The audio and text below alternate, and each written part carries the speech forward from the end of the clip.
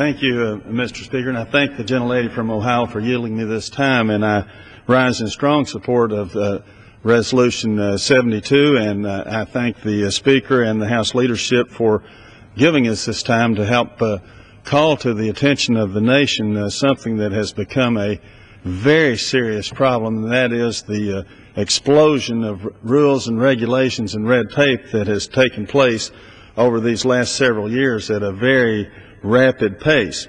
In 2005, a study by the Small Business Administration found that businesses spent approximately $1.1 trillion to comply with federal rules.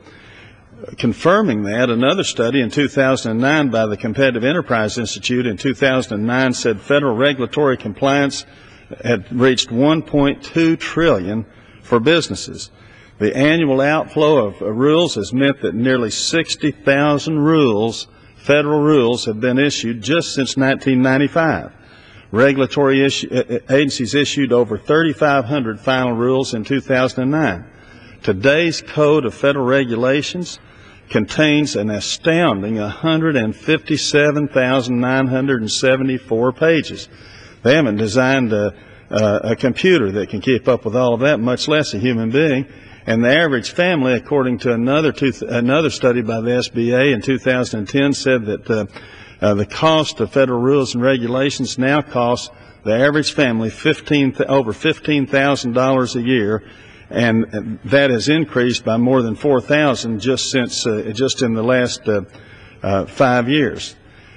George Mason University put out a report earlier this year which said that U.S. regulations, quote, are now more onerous than those in other countries, particularly countries that offer similar property rights and infrastructure, and that the United States risks losing investment capital and jobs.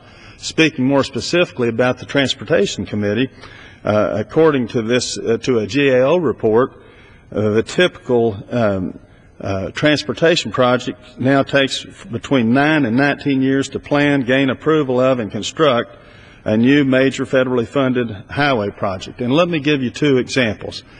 Several years ago, when I chaired the Aviation Subcommittee, we had a hearing in which they said that the newest runway at the Atlanta airport at that time took 14 years from conception to completion. It took only 99 construction days. They were so happy to get all the final approvals, they did those in 33 24-hour days. It was all environmental rules and regulations and red tape.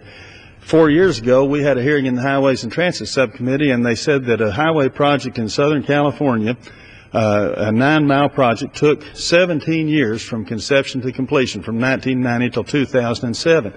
What these delays and these rules and regulations have done, they've driven up the cost.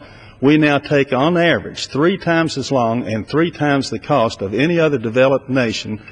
Can I have 30 seconds more? 30 seconds more. Right. Gentleman is recognized for additional 30 seconds. What this does, it hurts the poor and the lower income and the working people of this country because it destroys jobs, it drives up prices, all these rules and regulations.